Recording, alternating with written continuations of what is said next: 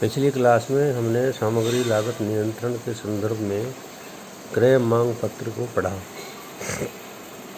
क्रय मांग पत्र के पहले आर्थिक आदेश मात्रा यानी कि इकोनॉमिक ऑर्डर क्वांटिटी जिसका आदेश दिया जाना चाहिए उसके बारे में पढ़ा।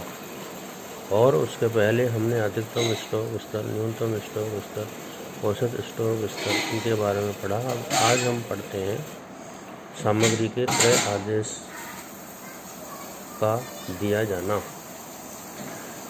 यदि वस्तु प्रथम बार क्रय की जाने वाली है या वस्तु के विक्रेता के बारे में जानकारी नहीं है तब तो क्रय विभाग को इस प्रकार की वस्तु के विक्रेताओं से निविदाएं यानी कि टेंडर या प्रतिस्पर्धित मूल्य दरें यानी कि कोटेशंस मालूम करने के बाद यह निश्चित करना पड़ेगा कि माल का आदेश किस व्यापारी को दिया जाए जिससे आदेशित वस्तु उचित मूल्य पर उचित समय में प्राप्त हो जाए।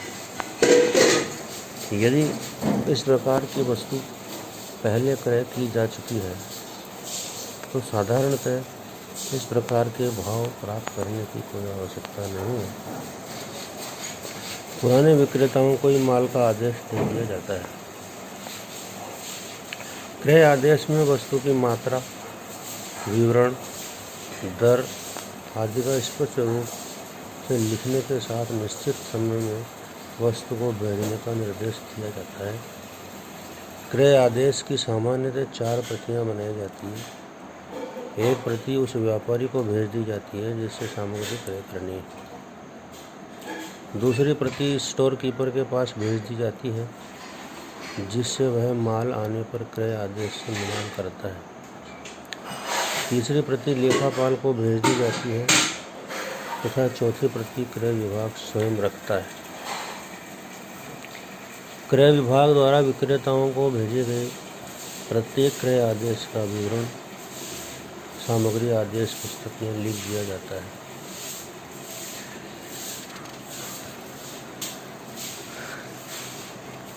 माल के क्रय का आदेश देने के पश्चात सामग्री की प्राप्ति की जाती है, उसकी जांच की जाती है। सामग्री प्राप्ति पत्र बनाया जाता है। विक्रेता द्वारा भेजे गए माल की जांच अन्य विभाग द्वारा की जाती है जिसे प्राप्ति विभाग कहते हैं। यह कोई अलग विभाग नहीं होता वरन सामग्री विभाग का ही एक अंग होता है। यह प्राप्ति विभाग वस्तुओं की किस्म तो मात्रा की जांच क्रय आदेश से करता है तथा उस जांच के आधार पर एक रिपोर्ट तैयार करता है जिसे माल प्राप्ति पत्र कहते हैं। इस माल प्राप्ति पत्र की 4 प्रतियां बनाई जाती है। पहली प्रति क्रय विभाग को, दूसरी प्रति सामग्री के साथ स्टोर कीपर को, तीसरी प्रति लागत लेखापाल को तथा चौथी प्रति पर वह विभाग स्टोर कीपर के हस्ताक्षर प्राप्त करके अपने पास भविष्य के संदर्भ के लिए रख लेता है। कभी कभी इस विभाग के पास जो क्रय आदेश की प्रति भेजी जाती है इसमें केवल माल का नाम किस्म लिखकर शेष कॉलम रिक्त छोड़ दिए जाते हैं जिससे माल के प्राप्त होने पर यह विभाग स्वयं माल की मात्रा व अन्य विवरण प्राप्त पत्र में लिखता है तथा क्रय विभाग सामग्री प्राप्ति पत्र के आधार पर यह जांच करता है कि प्राप्त सामग्री किस्म व मात्रा आदेश के अनुसार है अथवा नहीं। इस विधि से माल की जांच होने में त्रुटि होने की संभावना बहुत कम हो जाती है।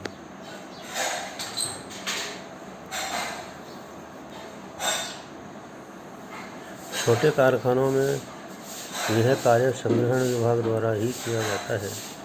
अलग से प्राप्ति विभाग की आवश्यकता नहीं होती। सामग्री नियंत्रण की ABC विश्लेषण योजना। इसके अनुसार विभिन्न मद का विश्लेषण करके उसके नियंत्रण के स्तर, निरीक्षण की प्रायिकता तथा अलग अलग आर्थिक आदेश मात्राओं का निर्धारण करना होता है। इसके अंतर्गत केवल ऐसी मदों का ही नियंत्रण केंद्रित करना होता है जिन पर अधिक ध्यान देने आवश्यक हो। यह इस धारणा पर आधारित है कि किसी भी उद्योग एवं व्यवसाय में प्रयुक्त की जाने वाली समस्त सामग्री में कुछ ही मदें ऐसी होती हैं जो अत्यंत मूल्यवान एवं महत्वपूर्ण होती है तथा उनका मूल्य उत्पादन प्रक्रिया में प्रयुक्त संपूर्ण सामग्री लागत का अधिकांश भाग होता है।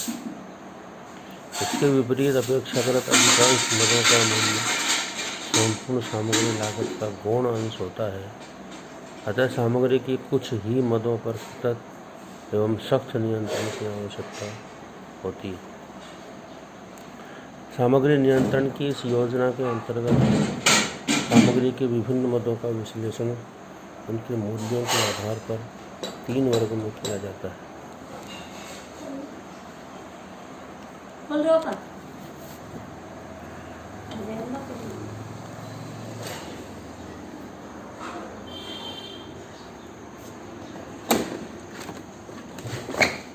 यह 3 वर्ग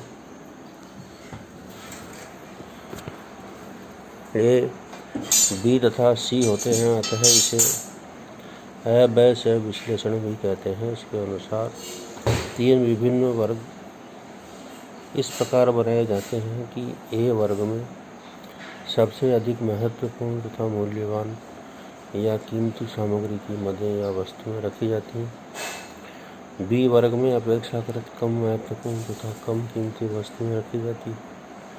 सी वर्ग में सबसे कम महत्वपूर्ण कम कीमती वस्तुएं रखी जाती हैं। ए वर्ग में वस्तुओं की संख्या बहुत ही न्यून होती है, लेकिन यह वस्तुएं कुल विनियोजित पूंजी के अधिकतम भाग का प्रतिनिधित्व करती है। इस वर्ग की मदों के क्रय करने में अधिक पूंजी लगाने के कारण इन्हें थोड़ी थोड़ी मात्रा में बार बार क्रय करना चाहिए तथा प्रबंधन द्वारा इन वस्तुओं पर नियंत्रण केंद्रित करना चाहिए। बी वर्ग में ए तथा सी के मध्य की श्रेणी की वस्तुएं होती हैं जिनको क्रय करने की व्यवस्था सुविधानुसार होनी चाहिए। इन वस्तुओं पर अपेक्षाकृत कम नियंत्रण आवश्यक है। सी वर्ग में सबसे अधिक वस्तुएं होती हैं जिनका मूल्य कुल सामग्री लागत का न्यूनतम अंश ही होता है। इन वस्तुओं के क्रय करने में अधिक पूंजी की आवश्यकता नहीं होती। अतः ऐसी वस्तुओं को काफ़ी मात्रा में क्रय किया जाना चाहिए जिससे अधिक मात्रा में क्रय के सभी लाभ उपलब्ध किए जा सकें। इन वस्तुओं के नियंत्रण पर अधिक समय एवं लागत लगाना व्यर्थ होता है। इसको ABC विश्लेषण कहते हैं। इसके कुछ लाभ हैं। सामग्री की ऐसी मदों पर जो कुल स्टॉक मूल्य के अधिकांश भाग का प्रतिनिधित्व करती है, कुशल एवं सख्त नियंत्रण संभव हो पाता है। सामग्री के विभिन्न मदों पर विनियोजित सुव्यवस्थित रूप से होता है। उपलब्ध धनराशि का प्रयोग अधिकतम लाभप्रद रूप में किया जा सकता है। सामग्री क्रय लागतों में बचत होती है। सी वर्ग की मदों का स्टॉक पर्याप्त मात्रा में रखा जा सकता है। वैज्ञानिक एवं चयनित नियंत्रण की सहायता से स्टॉक आवर्त की ऊंची दर रखी जा सकती है। नियंत्रण लागत में मितव्ययता होती है।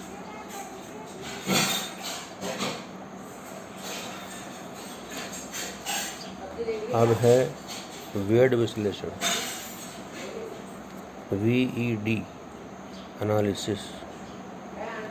सामग्री नियंत्रण की यह तकनीक अवयव विश्लेषण की संशोधित तकनीक है। इसके अंतर्गत V से तात्पर्य वाइटल, E से तात्पर्य इसेंशियल तथा D से तात्पर्य डिजायरेबल वांछनीय। इस तकनीक के अंतर्गत सामग्री का अवयव वर्ग में विभाजन केवल उनके मौद्रिक मूल्य एवं मात्रा के आधार पर ही नहीं किया जाता, वरन उपर्युक्त 3 तत्वों को ध्यान में रखकर किया जाता है जो कि महत्वपूर्ण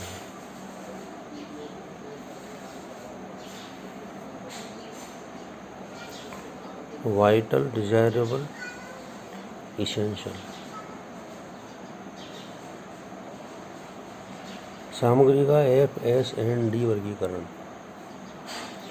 विभिन्न प्रकार की सामग्रियों का आवर्त अनुपात के आधार पर वर्गीकरण किया जाता है। कम प्रयोग में होने वाली सामग्री के स्टॉक को नियंत्रित किया जा सके। एफ का अर्थ है यहाँ फास्ट। इस श्रेणी में वह सामग्री होती है जिसका शीघ्र प्रयोग हो रहा है। एस का अर्थ है स्लो, जिसका प्रयोग धीरे धीरे हो रहा है।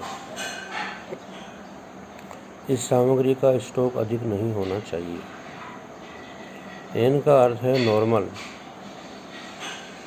सामग्री का आवर्त सामान्य होता है। एफ और एस के मध्य की स्थिति है।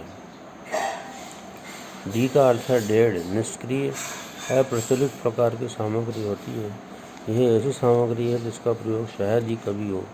इस वर्गीकरण के अनुसार एन तथा डी प्रकार की सामग्री पर एफ एवं एस की अपेक्षा अधिक ध्यान दिया जाता है।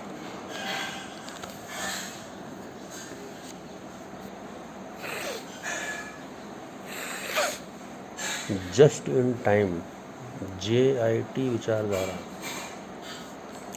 इस विचारधारा का संबंध क्रिया आधारित नियंत्रण से है। क्रिया आधारित नियंत्रण यानी एक्टिविटी बेस्ड कंट्रोल की विचारधारा में सभी प्रक्रियाओं का अवलोकन इस आधार पर किया जाता है कि वह क्रिया उत्पादन का मूल्य बढ़ाती है अथवा नहीं। जैसे वस्तु पर पॉलिश करने की क्रिया उनका मूल्य बढ़ाती है, परंतु उसे स्टॉक में अधिक समय रखने से उसकी उपयोगिता का मूल्य नहीं बढ़ता, सिर्फ भंडारण लागतें बढ़ती है। इस प्रकार भंडारण ऐसी क्रिया है जिसकी लागतें बचाई जा सकती हैं। इस आधार पर जापान में JIT का प्रयोग अधिकांश उद्योगों में होता है। उन्हें जो भी कच्चा माल चाहिए उसकी पूर्ति प्रातः काल में पूर्तिकर्ता कर देते हैं और शाम को निर्मित माल ग्राहकों को पहुंचा दिया जाता है। इस प्रकार इन्वेंट्री को शून्य स्तर तक लाने का प्रयास किया जाता है। इसे JIPS, zero inventory production system भी कहा जाता है। JIT के लिए मेन मटेरियल एज नीडेड तथा MIPS minimum inventory production system शब्दों का भी प्रयोग किया जाता है।